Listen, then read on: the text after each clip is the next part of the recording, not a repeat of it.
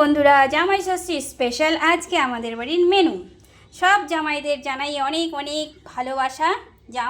জামাইরা শ্বশুরবাড়িতে গিয়ে ভীষণ ভীষণ আনন্দ করো। মাছ, মাংস, ইলিশ যে যেটা খাওয়ার একদম নাক ডুবিয়ে খেয়ে নাও, কিন্তু সাবধানে খেতে হবে। হ্যাঁ, কিন্তু সাবধানেই খাওয়া দাওয়া করবে, গ্যাস যেন না হয়। আমার মেয়ে পাশ থেকে বলছে গ্যাস যেন না হয়। তো যাই হোক বন্ধুরা, অনেক বগর বগর করে নিলাম। তো এখানে নিয়ে এসেছে ইলিশ মাছ।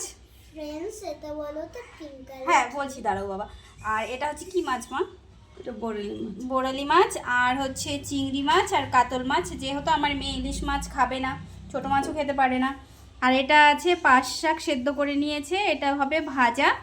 আর এটা হচ্ছে খারকন পাতা বাটা।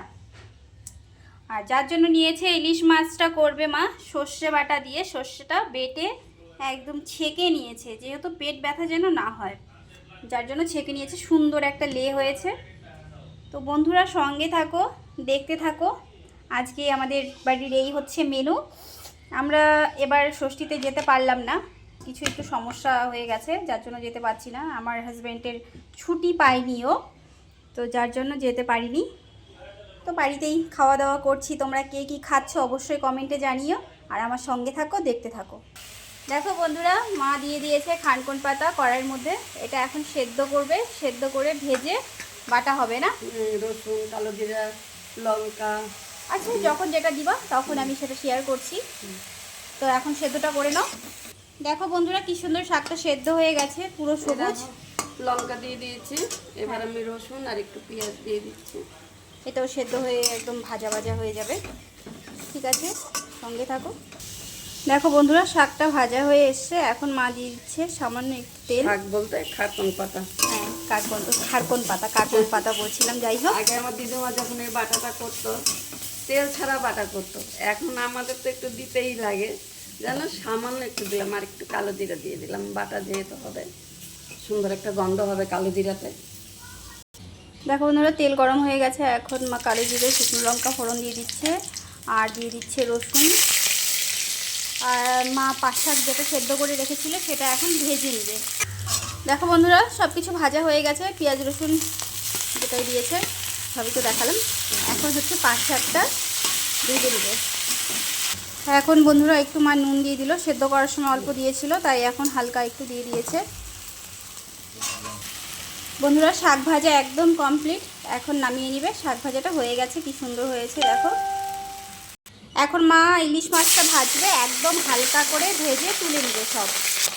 দেখো বন্ধুরা, একদম হালকা করে মা ভেজে তুলে নিবে, সবগুলোই হয়ে গেছে। দেখো বন্ধুরা, কি সুন্দর মাছগুলো ভাজা হচ্ছে। দেখো বন্ধুরা, এখন মা করছে ইলিশ মাছ, যার জন্য দিয়ে দিয়েছে কাঁচা লঙ্কা আর হচ্ছে কালো জিরে। ইলিশ মাছের সঙ্গে সবসময় কাঁচা লঙ্কাটাই যায়, আর এই ফোড়নটা দিলেই খেতে ভালো হয়। তো এখন মা দিয়ে দেবে সর্ষাটা, যে পেস্ট করে ছেঁকে রেখেছে সেটা দিয়ে দিল। একটু হলুদ গুঁড়ো দিয়ে দিচ্ছে, নুন। দেখো বন্ধুরা, মাছটা মা পুরো হালকা ভেজে সুন্দর করে রেখে দিয়েছে। এখন ঝোলটা ফুটলেই এটার মধ্যে ছেড়ে দেওয়া হবে। দেখো বন্ধুরা, কি সুন্দর ঝোলটা একদম ফুটে গেছে। এখন মা মাছগুলো সব ছেড়ে দিচ্ছে, আর এখন দিয়ে দিচ্ছে কিছুটা কাঁচা লঙ্কা। কাঁচা লঙ্কাটাই টেস্ট হয় ইলিশ মাছে। দেখো বন্ধুরা, একদম ঝোল রেডি। এখন মা দিয়ে দিয়েছে একটু কাঁচা সরষের তেল, এটাই হচ্ছে ফ্লেভারটা আনবে। তো সঙ্গে থাকো, দেখতে থাকো। হয়েই গেছে না আমার ঝোল? এখন তো হয়ে গেছে, নামিয়ে দিবে এখনই। তো দেখো বন্ধুরা, কি সুন্দর লাগছে ইলিশ মাছের ঝোলটা, খেতেও ইয়াম্মি হবে। এখন মেয়ের জন্য করে নেওয়া হবে মাছ। এখানে রয়েছে চিংড়ি মাছ আর কাতল মাছ দিয়ে একসঙ্গে করা হবে, যেহেতু আমার মেয়ে অন্য কিছু খাবে না। আর মা বেটে নিচ্ছে একদম, এটা বাটা, ভুলে যাই, খারকন পাতা বাটা মা বেটে নিচ্ছে সুন্দর করে। তো বন্ধুরা, আজকে আমি আর ভিডিওটা আর লং করছি না। তোমরা ছোটো মাছের চচ্চড়ি অনেকবার দেখেছো আমার ব্লগে, রান্না হয়েছে, মা করেছে, যার জন্য আমি আর দেখাচ্ছি না, অনেক বড় লং ভিডিও হয়ে যাবে। তো তোমাদের যদি ভালো লাগে অবশ্যই একটু লাইক কমেন্ট শেয়ার করতে বন্ধুরা ভুলো না। তো জামাই ষষ্ঠীতে ভীষণ সবাই আনন্দ করো। আর ইলিশ মাছ মাংস খাবে ভীষণ সাবধান, কেননা এ দুটো খাওয়া কিন্তু ভীষণ রিস্কি। হ্যাঁ, ইলিশ মাছ খেলে খাসির মাংস না খাওয়াটাই ঠিক। হ্যাঁ, যার জন্য আমাদের বাড়িতে আজকে মাংসটা আনা হয়নি, কেননা ইলিশ মাছ আর মাংস ভীষণ এফেক্ট করে। তো সবাই যে যেখানেই আছো সুস্থভাবে জামাই ষষ্ঠীতে ভীষণ আনন্দ করো, কিন্তু সুস্থ সবল থেকে। চলো সবাই সুস্থ থেকো, ভালো থেকো, টাটা।